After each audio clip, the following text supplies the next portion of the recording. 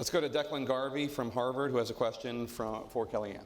My question has to do with President-elect Trump's communication strategy, specifically if he's going to continue using his Twitter account. I know it breeds a lot of authenticity, but he's also been known to tweet out falsehoods and other liabilities. So is that something that he plans to do after inaugurated? So that's going to be up to him, the Secret Service, and others who have to help decide those issues. I will tell you that the President-elect looks at his social media accounts, a combined 25 million or probably more at this point, users on Twitter and Facebook as a very good platform through which to convey his messages. I can tell you firsthand that there are posts that he makes that otherwise would not be heard or seen by those 25 million people but for him posting them. But you know, he's a unique person who's been following his instincts and his judgment from the beginning.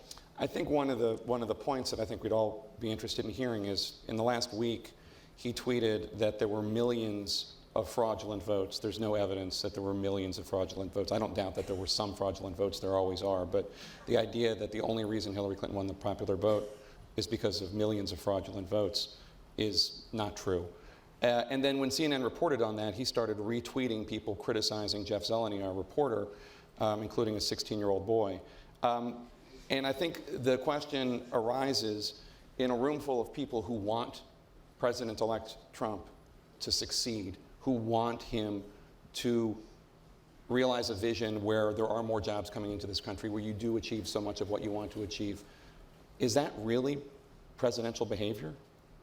Well, he's the president-elect, so that's presidential behavior, yes. So the things that Bill Clinton did in the Oval Office that you criticized, those were presidential? Are you actually comparing what Bill Clinton did in the Oval Office? You're saying if the president does it, it's presidential. Should we review, for those who weren't born then, what President Clinton did in the Oval Office? I'm saying just because a president does something doesn't make it presidential.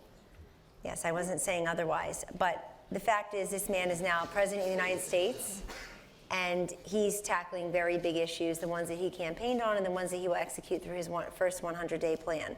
I know him very well. I'm a trusted advisor. He is committed to making good on the promises and on frankly the plans, and he's going to be focused on that. We need to move on and support the president and the initiatives that he's going to make. I don't like a lot of things that people in leadership do, but they're there. And that should be respected. I mean, I was raised to respect the office of the president and its current occupant, no matter who he or she is. Jake, I just hope moving forward from this campaign, you know, Kellyanne is right. The campaign's over. It's time to move on. I just hope the truth doesn't get lost or sacrificed.